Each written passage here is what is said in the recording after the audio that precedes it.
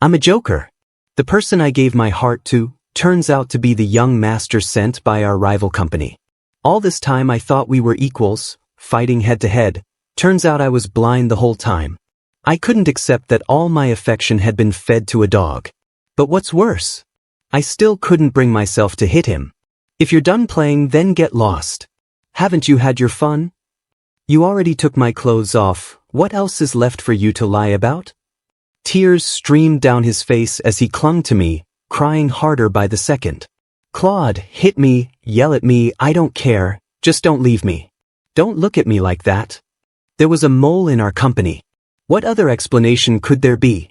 How else could the other company win the bid with a proposal that was 10,000 higher? It was downright insulting. Seeing Charles's celebratory Instagram post, I nearly ground my teeth to dust.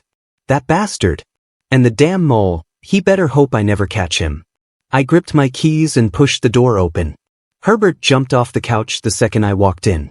Barefoot, not even bothering with slippers, he rushed into my arms. Claude, you're back. Why have you been working late these days? I missed you so much. His face, no matter how many times I looked at it, it always took my breath away. Just like that, the frustration and suffocation melted away. Yeah, I'm back. I kicked off my shoes and pinched his cheek with a smile. My body went limp as he pulled me into his embrace. He leaned down and kissed me, tongue slipping past my lips, devouring me like a wave. Dizzy and breathless, I bit down on his tongue. All that tension from the failed bid dissolved into whimpers swallowed by his heat. Claude's being so fierce today. He brushed his nose against my earlobe as he pulled back, wiping the corner of my lips with his fingertip. Did someone piss you off? Curled in his arms, I dumped all my bitterness onto him. He nuzzled his fluffy head against my chin, fingers drawing circles on my back. Charles is such a damn nuisance. Always trying to one-up me. From childhood till now, he never stops. Even that smug punctuation in his post made my blood boil. Charles and I had always been rivals. In high school, I stole his debate trophy. In college, he poached my startup partner. And now, our companies are at war. I was venting mid-rant when Herbert's hand at my lower back suddenly froze. His breath paused against my neck. His Adam's apple brushed my collarbone. Charles, pissed you off again? I thought he was just jealous and laughed, tweaking his ear. Yeah. That damn bastard probably planted a mole in our company. Once I find them, I'll end him. Herbert suddenly leaned in and gently bit my lower lip. The sharp touch of his canines made me shudder. If you're angry, Claude, you should bite me. Let it all out on me. As if I'd let you get away with that. I grabbed his waist and pulled him in. He purred like a cat being stroked. Why are you so clingy, Herbert? I chuckled against his hair. Offended, he pounced on me, tickling me until I squirmed. His fingers trailed down my spine and made a teasing circle near the base. I tried to dodge, but he pinned me against the armrest. His knee pressed between my legs. His palm captured my wrists above my head. His eyes shone like wildfire. Claude, I want you. My throat dried. I nodded. He was already kissing down my body, bites turning possessive, yet softened each time I gasped in pain. We tumbled to the bedroom. Pinned beneath him, all I could do was take every kiss he gave. I love you so much, Claude. Claude, if someone lied to you, what would you do? It depends who and what. What if it was someone as cute as me? And it was an accident? If I messed up, would you leave me? Overwhelmed, I couldn't think straight. My head tipped back, and he bit my lips again. What else could I do but deal with you? His smile bloomed like sunshine, and he smothered me in kisses, mumbling, "Then let me hold you forever. Never, ever leave me." At that point, I didn't know left from right. I just kept nodding between kisses. He chuckled low in his throat and took me deeper. I woke with a start at 3 a.m. Herbert's words stabbed through the haze in my mind like needles. If you found out I lied to you, what would you do? No one says something like that out of nowhere. That bastard. He's hiding something. Herbert. I shook his shoulder hard. Wake up. Claude. His voice was low, sleepy. He reached back and pressed my hand to his cheek. What's wrong? Nightmare? It's okay, I'm here. Are you hiding something from me? Did you do something behind my back? He froze. That tiny hesitation shattered the last of my composure. You serious? I punched his chest. You hesitated. You really have someone else? Who is he? Herbert let out a pained grunt, then, to my shock, like a burden had been lifted. He grabbed my wrists and pinned them to the pillow, his entire body casting me in shadow. There's no one else, Claude. No guys. No secrets. Just you. Only you. Really?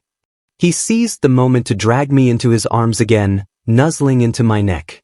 Really. I love you so much, Claude. Believe me. Wrapped up in him, I lost the fire. I felt ridiculous for even doubting. His breath was steady in my ear. His hand rested on my waist like a loyal little guard dog. I suddenly thought of everything from the past 2 years. When I was hospitalized with stomach issues, he stayed at my bedside for 3 whole days, never even dozing off. When I pulled all-nighters, he'd curl up like a dumpling at my feet, warming my ankles with his body. I told him to go to bed. He clung to my legs and refused. When I came home drunk and puked everywhere, he cleaned me up without a word, even cradled me all night to make sure I wouldn't choke in my sleep. Every little act was love, unfiltered, bone deep. He always said it, not, I love you, but, Claude, I ache for you. And somehow, that hurt more in the sweetest way. For someone like me, raised in battles and rivalries, being treasured like that, it pierced right through me. He had already given me his all. How could I not love him back?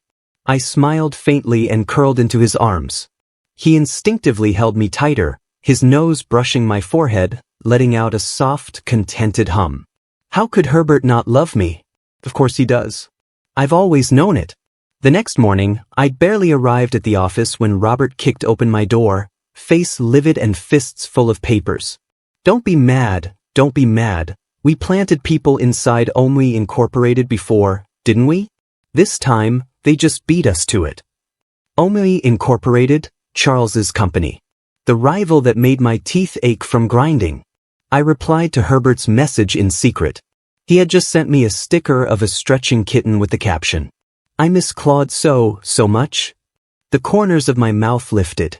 Robert's face turned green. You're still smiling? All the previous sabotage was small stuff, but this is different. The day of the bid, only 4 of us execs had access to the documents. He pulled out a file. Besides you and me, there's Dandy from finance and Flora from admin. Dandy's daughter had a major accident abroad last week. He's been a mess, not even in the office. Flora's accounts were clean, no unusual transactions. If one of us 4 leaked the proposal, Munchp Incorporated is screwed. It clicked, and I pointed at him in disbelief. No way, Robert. Don't tell me you're the one selling the company. Robert exploded, grabbed a pillow off the couch, and chucked it at me. Claude, are you a damn terrier? You bite everyone you see. If I wanted to sell the company, I'd drag us both down with it. Laughing, I dodged the pillow and spun a pen lazily in my fingers. If the execs check out, then we go bottom up. I want every single person who touched those documents in the 3 days before the bid listed and reviewed. Just then my phone buzzed. Herbert had sent a selfie, him wearing my shirt, leaning by the window. You've got a puppy like me waiting. When are you coming home, Claude? My throat tightened. I saved the photo as my lock screen. When I looked up again, Robert was staring at me like I had no cure. He rubbed his temples as he walked off. Forget it. We're doomed. You're completely gone. There was a client dinner that evening. Robert wanted me to come along. But tomorrow was Saturday. Herbert didn't have to go to the lab, and I'd promised to spend the evening with him. I was about to make up an excuse when I saw the look Robert gave me, something between, you lascivious fool, and, skip this and I'll hang myself here. Fine, I'll go. I hesitated over my message to Herbert, fingers lingering before I softened the words. Sorry, baby. I've got a dinner tonight. Sleep first, all right? Bundle up so you don't catch a cold. As soon as I hit send, Herbert video called. I smiled helplessly, ducking out of Robert's judgmental stare and answering from the corridor. His hair was a mess, clearly fresh from bed. His eyes glistened like a puppy who'd been left behind. He panned the camera, showing a rumpled bed and one of my shirts draped by his pillow. Claude, you lied. You said you'd come back early. I lowered my voice. Why are you home so soon, baby? The experiment went well. My advisor gave me a day off, so I came home early to wait for you. His nose was red, his voice all soft and pouty. Just this once, all right? I softened further, eyes falling to my reflection in the glass. I looked pathetically indulgent. Tomorrow, I'm yours. All day. He fell silent, his breath the only sound on the line. Just as I was about to ask what was wrong, he leaned in close. His breath fogged the lens. Claude, don't drink too much tonight. His eyes shimmered. That shirt had lipstick on it last time. I'll remember it forever. It hurt. I couldn't help but laugh. My heart melted completely. Got it? That was just an accident. I'll be careful from now on. The dinner was just a bunch of old foxes trading compliments and fake laughs over expensive liquor. Utterly boring. After a few rounds, Mr. Hiller rose, holding a Maudai bottle. His beer belly strained the buttons of his shirt. Mr. Warner, we've been dying to get you here. He laughed, cheeks gleaming with oil. Heard you lost a bid recently? It's all right, young folks stumble sometimes. Robert jumped in, tossing a peanut in the air and catching it again. Mr. Robinson, Munchp Incorporated will be relying on you in the future. He shot me a glance and added, Claude's known in the industry for his insane work ethic. 3 days without sleep for a project once. You know what happened? That got everyone curious. He lowered his voice, conspiratorial. Just between friends, his eye bags were so bad he looked like he got beat up. His little guy came storming into the office with a frying pan, demanding we give him back. The table erupted in laughter. I kicked Robert's shin under the table and gave him a look. He was creating an excuse for me to leave early. I played along, rubbing my forehead sheepishly.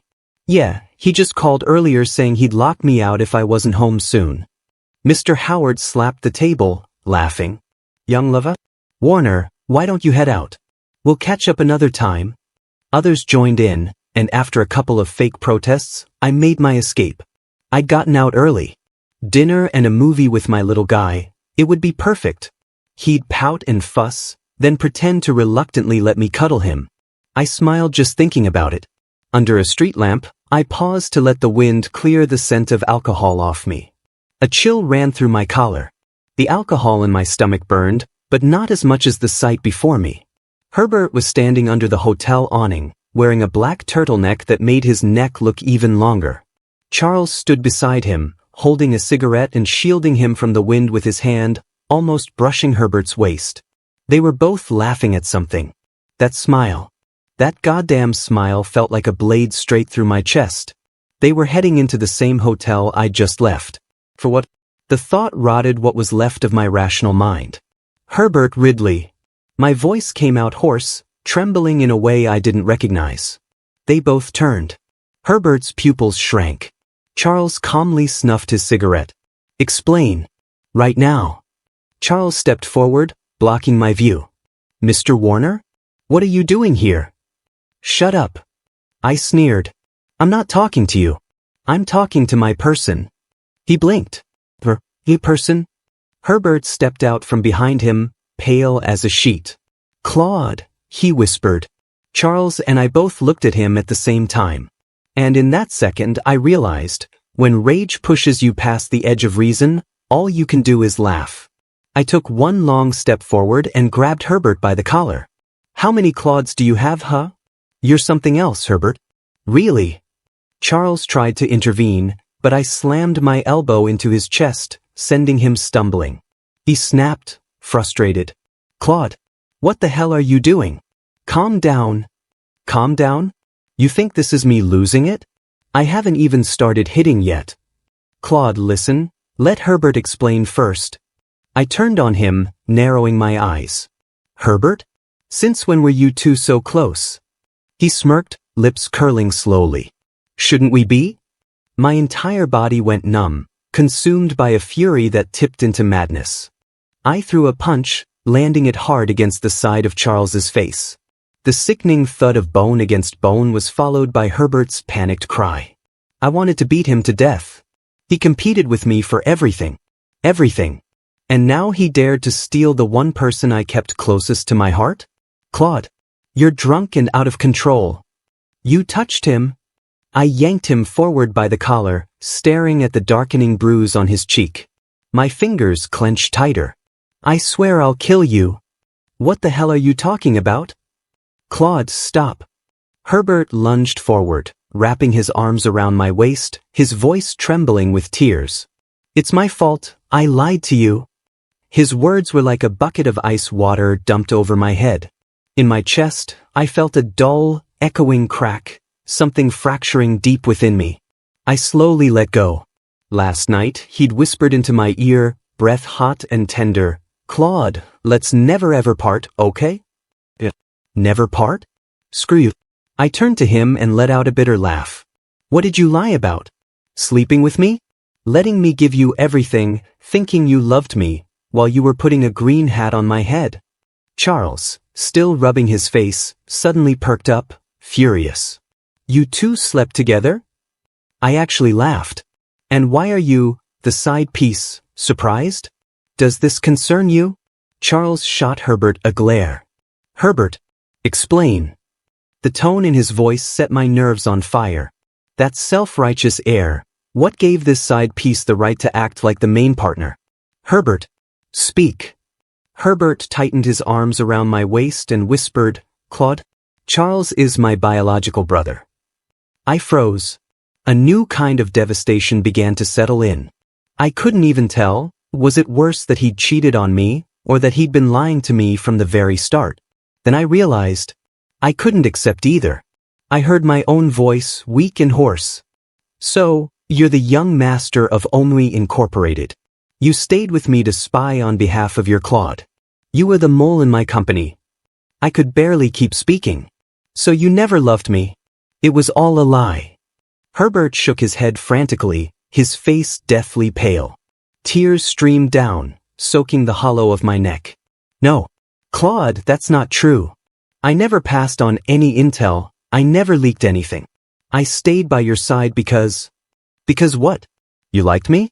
Started out playing me but then accidentally fell in love? Claude.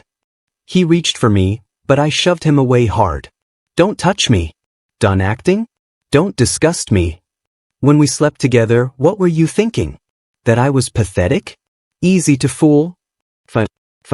Something inside me snapped. I couldn't stop the tears. Herbert, you pranked me. You really pranked me good. Why not just stab me and get it over with? How could you do this to me? I'm sorry, Claude. Please don't. I never wanted to hurt you. Get out. My eyes closed, my voice barely above a whisper. I don't want you anymore. I stumbled home. By the door, two pairs of slippers sat neatly side by side. My black ones, and his ridiculous white ones with bare ears, tilted as if still in use. I kicked them hard. I collapsed onto the cold tiles. Herbert's calls lit up my phone, buzzing relentlessly in my pocket. The lock screen glowed with the photo of him wearing my shirt. It seared into my eyes. On the table sat his little potted succulent, the one he gave me. At the time, he'd held it up with a proud grin, eyes sparkling like stars. Claude, this is our baby now. I'd laughed and called him an idiot. Now, looking at it made rage surge up my throat. Eyes burning, I lifted it to throw it, but his smile flashed in my mind again. I froze. Then shamefully, pathetically, I set it back down. I curled up in the corner of the sofa, tears falling silently. Even after all this, I still didn't have the heart to destroy what he left behind. My phone screen blinked in the dark. His messages kept coming like snowflakes, from the desperate Claude, please open the door, to voice notes choked with sobs, then finally only missed call after missed call. I buried my face in my hands. The tears slipped through my fingers anyway.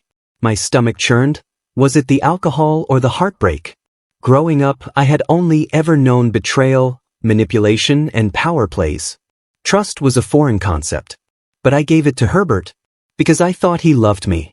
Because I wanted to believe someone could. I remembered the shattering sound of porcelain that night in the study. I was 12. I'd caught my father with his hands around my mother's throat, shouting, "You think I don't know you've been feeding intel to the Watsons?" Mother, hair tangled, sneered. "And you? Secretly wiring money to your mistress? You want to talk about shame?" I'd watched my father toast with his brothers, smiling as they plotted to devour one another's businesses. Even my cousin, my closest blood, framed me in front of the board over falsified accounts to steal my inheritance. I learned to smile while hiding knives. To doubt everyone. No one had ever shown me kindness without a motive, except Robert. Until Herbert. His clumsy affection felt so real, it made me believe I'd finally escaped the ice-cold prison of my past. But it was a lie too. I curled into the sofa and listened. Downstairs, Herbert's knocking grew weaker, until it stopped altogether. See? If I don't open the door, no one will ever stay. The alcohol and tears mixed into a roiling storm inside me, and I didn't even have the strength to stand and turn on the light. I don't know how long I sat there before I heard it. A sound on the balcony upstairs. I froze. A shadow passed the floor-to-ceiling window. Herbert climbed in, clinging to the ledge. His black sweater was covered in dust, hair wild from the wind. He was panting hard, eyes locking onto me like a drowning man spotting land. "Claude, don't leave me." He collapsed to his knees with a thud, then began crawling toward me. I bolted up. He reached out. I slapped his hand away. "Get out." He looked up, eyes bloodshot. "Claude, please, don't push me away. Cut the act." I raised my hand, ready to slap him, but paused just before hitting his face. "Aren't you the little heir of Omui Incorporated? Aren't you the spy? Now that the mission's over and you've won, shouldn't you run back to your precious Claude for praise?" I laughed coldly, eyes burning in the dark. "Disgusting. That's not it. Don't say that. Don't say you hate me." His voice cracked. He pulled me into his arms, desperate. His warmth seeped through my clothes, that scent I knew too well wrapping around me. "You've had your fun, right? Isn't it enough already? You even took my clothes off. What's left of me that's worth lying about?" I trembled. Even my strength to push him away was as weak as a feather. But he wouldn't let go. "I'm not leaving. I only want you." He pressed me up against the cold glass window. His tears trailed into my collar, warm and bitter. He lowered his head and bit my Adam's apple. The sharp sting mixed with pleasure sent a tremor through my entire body. "What the hell do you want now? Can't get enough of ripping my pants off." "Claude, I love you. I really do." His voice cracked. I admit I had a motive at first. I'd just come back from overseas. I kept hearing my brother, my Claude, talk about you. Said you were sharp, said your projects beat his every time, said your company ran circles around ours. I wanted to know what kind of person could earn that kind of admiration. So I tried every way to get close to you. But then, I couldn't stop. I really fell for you. The closer I got, the more I couldn't bring myself to say it. You hate lies the most, and I started this with a lie. But Claude, you're the one who said, "If it's you, I'll deal with you." Don't you remember? I'm begging you. Just deal with me. Just don't leave me. He was panicking, desperate. Clearly out of tricks, and it showed. I shoved him away. But he clung right back, tugging open my shirt, his nose brushing against my heaving chest. "Claude, please don't leave me. Hurt me if you have to." I froze. The fury that had kept me upright crumbled into nothing. He knew exactly where my weaknesses lay, how to disarm me with terrifying precision. His fingertips burned against my skin, searing through my reason. I wanted to push him away. But my hand buried itself in his hair instead, greedily soaking up the warmth I hated myself for missing. "Herbert," I whispered bitterly, "you're good. Real good. You planned this well. How dare you? How dare you trample on my heart like this? Do you have any idea, any fucking clue, that I truly believed you loved me? Not for profit. Not for schemes. Not for anything else, just because I'm Claude." He kissed me deeper, his fingers slipping to my belt buckle. The moment our skin touched, I tasted the salt of his tears. We had never been this frantic, this unhinged. His madness stunned me. "Herbert," I rasped, his name caught in my throat, uncertain whether it was a protest or surrender. He seized the opening, licking the corner of my lips, his voice a trembling whisper. "Did anyone make you drink tonight? Did any girls try to kiss you?" His kiss had me reeling. I murmured without thinking, trying to soothe him. "No one else, baby." Then the fog lifted and I bit him back, panting. "Herbert, who the hell gave you the right to ask that?" He grew more desperate, his eyes reddening. "Claude, you can hit me, yell at me. Just don't look at me like that. Don't say you don't want me." Our bodies burned against each other. I clutched his back, fingers spasming between pulling him close and trying to push him away, lost in the blur of pain and pleasure. Over and over, he whispered in my ear, "Claude, I love you." I heard myself sob under my breath. "I hate you. You fucking liar. You can't even be honest in bed." "Claude, just hold me," he suddenly wilted, his forehead resting on my shoulder, voice low and broken. "Just like before. Please hold me." The tender memories and tonight's chaos blurred into one, and I heard my own hoarse voice tremble. "Herbert, you're driving me insane." Our shadows tangled on the wall like two fish trapped in a net. The more we struggled, the deeper we sank, with no escape in sight. Afterward, he carried me into the bathtub. Warm water rose past the bruises around my waist. He knelt and gently wiped my back, eyes lingering on the teeth marks I'd left on him. Then suddenly he chuckled. "Claude, you're so fierce." I didn't have the energy to curse him. I let him rest his chin on my shoulder. In the fogged-up bathroom, he glanced at me, cautious. "I'm sorry." I stayed silent for a long time, then reached out and turned off the hot water. A blast of cold came crashing down. He gasped and instinctively hugged me tighter, only to hear me say through the roar of water, "Herbert, I told you. I don't want you anymore. That was the last time." After I said it was the last time, Herbert completely broke. He cried. He clung. He screamed. He pressed me down and wouldn't let go. Between sobs, he kept repeating, "I don't want it to be the last time. Claude, how could you not want me?" What? It wasn't the last time. Jesus, I thought my bones were going to fall apart. When I finally made it back to the office, 3 days had passed. I stared blankly at the blinking cursor on the screen, but all I could see was Herbert. His red eyes, the way he kept saying, "Claude, I love you. Please believe me." Robert's voice floated over, full of unfiltered glee. "You look wrecked. What's up, Mr. Warner? Those dark circles. Did the fox spirit drain your life force?" "Shut the hell up," I growled, downing a gulp of coffee. The heat scorched the ulcer in my mouth and I hissed through my teeth. "Jesus Christ." Robert jumped. "What? What's with the temper? Did you get dumped?" Hearing him say that made my blood boil. Was it that obvious? Herbert is Charles's biological brother. Robert froze, his expression contorting with disbelief. "You're saying Herbert is the young master of Omri Incorporated? I thought that kid was raised abroad." "He came back. But his last name's Ridley. Takes after his mother." Holy shit. Charles really went all in.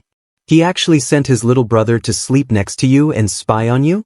That bid proposal, was it him? I snapped. It wasn't him. He says it wasn't.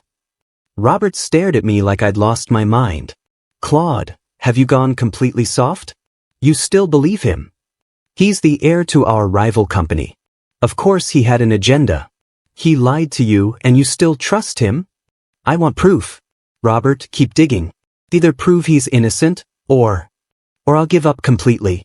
The truth was I couldn't let go. I was desperately hoping for some evidence, anything, to tell me it wasn't him. Because if it wasn't him, then maybe, just maybe, I could keep loving him. But deep down I knew, even if we cleared his name, he'd still be Charles's brother. He'd still be from Omri Incorporated. He'd still have lied to me from the start. None of that could be erased. And yet, when he held me, when his warmth seeped into my skin, I didn't want to break free. I really love him. Even if it meant swallowing betrayal. Because in this world of lies and backstabbing, I ached for, A reason to believe someone could love me sincerely. Herbert, can I still believe in you? Once Robert left, the office fell into silence. I opened Herbert's chat. It was flooded. Long texts, voice messages, endless notifications. I stared at the screen, over and over, fingers hovering above the keyboard. Open. Delete. Repeat. Every message I almost sent felt like giving him the power to break me again. In the end, I sent just 4 stiff words. Working late. Don't wait. Anymore, and I knew. He'd know I was softening. And he'd use that all over again. The buzzing of a video call echoed sharply through the empty office. Herbert's name flashed across the screen. My finger hovered over the accept button, only to jerk back like I'd been burned. In the reflection of the glass, I caught sight of my own reddened eyes. My Adam's apple bobbed as I swallowed down a sigh. When the phone buzzed for the 8th time, I finally picked up. The screen flickered, and Herbert's face filled the frame. Puffy red eyes, hair a disheveled mess, lips pale from being chewed raw. Claude, you finally answered. I thought you. Herbert, what the hell do you want? I told you not to wait. Don't you understand plain words? He shook his head in panic. I just wanted to hear your voice. Claude, did you eat? Is your stomach acting up again? I made your favorite pasta and steak. It's in a thermal container. If I leave now, I can still. I'm not hungry. Anything else? If not, I'm hanging up. Tears welled up and streamed down his face, blurring his already trembling expression. No, Claude, please, don't do this to me. I know I was wrong. I'll do whatever you say, anything, just, please don't treat me like this. What have I even done to you? I'm going crazy, he whispered, breathing ragged. Please, tell me what I need to do to make you stop hating me. I forced out a cold laugh. Mr. Ridley, are you done acting? How much is your Claude paying you to put on this show? To fake loving me so convincingly? It was a dagger. He froze instantly. Tears still streaking down his pale face, he managed a laugh uglier than crying. Claude, is that what you really think? I turned away, unable to meet the heartbreak in his eyes. What else am I supposed to think? You approached me with an agenda. You got what you wanted. Why keep pretending? No, he suddenly raised his voice. Yes, I admit it started with curiosity. But then I really did fall in love with you. Claude, please believe me. I know you let your guard down for me, and I swear, I never sent Munchp Incorporated's files to Charles. His sobs smeared across the screen, distorting his face but hitting my heart with unforgiving clarity. Herbert, I exhaled, my voice so quiet it nearly vanished. I heard you. Every word was a blade, twisting into a wound already raw, yet some perverse part of me found bitter comfort in the pain. At least he was still struggling to prove he loved me. That he loved me, maybe that was the only lie I could still cling to. Charles stormed into my office at 3 a.m. while I was still working overtime. He wasn't welcome, and I didn't bother pretending otherwise. I barely lifted my eyelids. What do you want? You're not invited. He tugged at his tie, his face grim, like the chill of night had followed him inside. He sat down across from me. His fingers tapped the desk. He stared straight at my bloodshot eyes and suddenly laughed. Claude, you look pathetic right now. I scoffed. Says the guy who used his own little brother to crawl into my bed. What do I have to be proud of? His expression darkened. Herbert never touched your files. He leaned back, lighting a cigarette. The stuff between you two? I only found out that day you punched me. He said he liked someone, but I didn't know it was you. All that kid did was hover around you or lock himself in the lab. He leaned forward, lowering his voice. Claude, I've always respected you. My little brother, spoiled, arrogant as hell, knelt in my office begging me to clear his name. Said if you dumped him, he'd hang himself right there. I pulled a mocking grin. Cut the crap. Got anything useful to say? If not, get out. Charles let out a snort, then pulled a folder from his briefcase and slammed it on my desk. Take a look, Mr. Warner. You trusted, Robert must not know his own brother very well. You've been looking too far, missed the snake right beside you. He ground out his cigarette. Alfred leaked the bid. I blinked. He was jealous of Robert. Young and already running Munchp Incorporated, felt useless, overlooked. Before I came here, I had the evidence sent to Robert. He's probably tearing his house apart right now. As for that Instagram post, Charles gave a bitter chuckle. I meant to piss you off. You've competed with me your whole life. I finally win one, I wanted to rub it in your face. And to warn you, your company has a rat. I laughed coldly. So, posting on Instagram to provoke me into investigating myself? What a noble performance, Mr. Vandenhoff. Delivering evidence, bearing your soul. You think you're some kind of savior? Unfazed, he drummed his fingers on the folder. You know I wouldn't lie about this, Claude. Not when it comes to this. I grabbed my phone. Herbert's name filled the screen. Missed calls and unread messages, one after another. The most recent. Claude, it's raining. I brought you an umbrella. I'll deal with Alfred, I said, gripping the folder tightly, the paper crinkling in my fist. As for you, get lost. Your brother's on his way. Charles had been gone less than 10 minutes when the office door slammed open. Herbert stood there, soaking wet. The white sweater clung to his chest, rain dripping from his hair. He still held the unopened umbrella. He rushed toward me.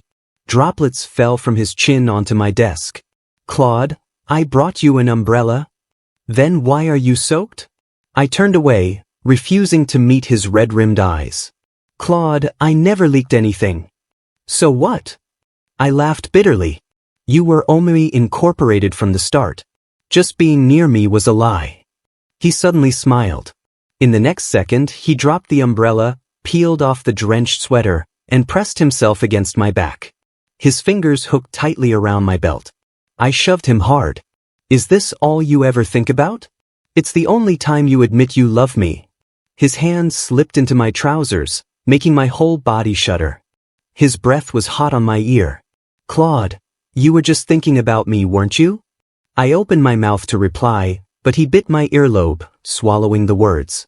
Rain pounded against the window, masking my gasps. His fingers traced my waist like sketching a map he already knew by heart. I nearly collapsed, clinging to the curtain to stay upright. He suddenly scooped me up and set me on the desk. I heard him choke on a sob, face buried in my neck. Claude, don't push me away. Please, just say you love me. Say it. Even if you hate me, I'll stay. I'm not leaving you. I opened my eyes, staring into his, flushed with fear, obsession, and a desperate, almost mad kind of love. I couldn't speak the harsh words I'd prepared. You bastard, I finally murmured, my voice tinged with a helplessness I hated. If I ever catch you lying to me again. His head shot up, eyes bright. I won't. Claude, I swear. Say you love me, he begged. Like you used to. Whisper it in my ear. Hug me, Claude. Say my name. Kiss me, Claude. You're so annoying, I muttered. This is the last time. My voice was soft but resolute, half to him, half to myself. One more lie, and I really will walk away. Herbert held me tighter, his fingers trembling slightly against my waist. I won't ever again, Claude. I promise. Never again. Afterward, he stayed wrapped around me, the two of us curled in my desk chair, his fingers gently combing through my sweat-damp hair. I stared at the mess all over the floor and let out an unexpected laugh. When the cleaning lady comes in tomorrow, I guess my reputation's done for. Robert had already found out about Alfred, and he dealt with him far more ruthlessly than I ever would have imagined. You know why I haven't touched you this whole time? Robert's voice was so cold it pierced straight through the office door. Because I thought, even if you were petty, you still had a damn line you wouldn't cross. Alfred froze. His Adam's apple bobbed. I just couldn't accept it. Couldn't accept it? Robert laughed, then punched him square across the jaw. Hate me all you want, but the company isn't your personal venting ground. Claude and I built this with our own hands. Later, in the conference room, Alfred appeared again, black and blue and being dragged in by security. Robert, deadpan, slammed a shareholder transfer agreement onto the table. Sign this and get out. or I'll make sure you never work in this industry again.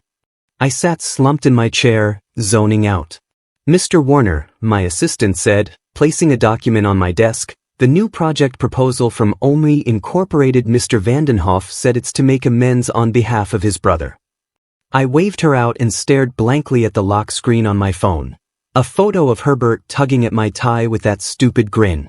He had slipped into every part of my life without asking, hadn't he? Robert scoffed beside me. Charles almost acted like a decent human being this time. What do you mean? He didn't tell you? He may have turned a blind eye to Alfred's actions, but he never touched Munchp Incorporated's core files. That bastard? Robert paused, then bit his tongue and actually softened a little. He's got two principles. So Olney Incorporated wasn't dirty in this bid? Not really. Robert sprawled across the couch and chugged the rest of my coffee. You know Charles. He'd rather lose with pride than win with underhanded crap. Him giving me the evidence? Probably just sick of your whole soap opera with Herbert. He looked at me and muttered, sorry about all this. I waved it off. You knew what mattered. Haven't we seen worse since we were kids? Herbert had been caught in the rain a few days ago. The fever wouldn't break. I couldn't focus, so I left work early and came home. The moment I opened the door, I heard coughing coming from the living room. I changed clothes and walked into the bedroom. He was curled up under the blanket, only half his flushed face visible, breathing heavy and stuffy through his nose. I reached out to feel his forehead and immediately recoiled. It was burning hot. Herbert. I tugged at the blanket. Get up and take your meds. He groaned drowsily and reached out with a hot palm to pull me closer. Claude, you're home. I pulled my arm away and took a step back, digging through the drawer for a thermometer. I stuck it in his mouth. He looked up at me watery-eyed, like a sick little puppy. 5 minutes later, the thermometer read 101.3 degrees Fahrenheit. I cursed under my breath and turned to grab the fever meds, but he tugged on my shirt. Claude, don't go, his voice was hoarse. I feel awful. My heart turned to mush, though I kept my face cold. And yet you still ran around in the rain just to bring me a damn umbrella? He didn't answer, just kept his trembling fingers curled in my shirt. I sighed and handed him the pills and a cup of warm water. He swallowed, his atoms apple bobbing, and then suddenly grabbed my wrist. Claude, feed me. Unbelievable. I glared at him, but still knelt on one leg beside the bed, cupped his head, and gently tilted the water to his lips. Lie down. I snatched the pillow out from behind him. Time for a cold compress. He obeyed, watching me press a damp towel to his forehead. Then he grinned faintly. Claude, you really do love me. Shut up, I muttered, the corner of my mouth twitching. What if the fever fries your brain? He caught my wrist again, his hot breath brushing across my hand. Claude, are you still mad at me? I looked away and used a cotton swab to wet his dry lips. Get better first. Suddenly, he turned and wrapped his arms around my waist, his face pressing into my stomach. Claude, I love you. Can't you say it back? Just once. I stiffened. My hand absent-mindedly brushed through his damp hair. Herbert, I whispered, you always do this. Do what? He tilted his head up at me, eyes shining. I never got along with Charles, but him? He rubbed his cheek against my shirt and grinned. Claude, you feel bad for me, don't you? I didn't answer, but I did tuck the blanket in around him. Then he grabbed my wrist and pulled me under the covers. Lie with me just for a bit. I tried to pull away, but met his reddened gaze. God help me, I laid down beside him. He immediately latched on like an octopus, his feverish warmth seeping through my thin pajamas. I was quiet for a moment before I leaned in and pressed a kiss to his lips. He beamed and nuzzled into my stomach. Claude, you smell so nice. Claude, don't you want to try me now? I slapped his cheek, teeth gritted. Shut up. Okay. Claude, he whispered, voice muffled in my neck. Wanna hear a secret? I used to be so jealous of Charles. Jealous that he could fight with you, jealous that even if you hated him, you still never forgot him. I was scared. That I wasn't strong enough. That in your eyes, I didn't even count as a worthy rival. You're not my rival. You're my lover. Claude, when I get better, let's get a cat. We'll name it Succulent. What? Not keeping our succulent son anymore? Of course we are. The cat's name will be Chubby. How's that? Not bad. Claude, I love you. His words melted into my skin as he pressed his face into the crook of my neck. More than I love myself. The man in my arms stirred slightly, murmuring my name in a dream. I tightened my embrace and pressed a kiss to his hair. Yeah. I love you too. Vint. Thanks for stopping by. Subscribe and hit the notification bell so you don't miss out on any new videos.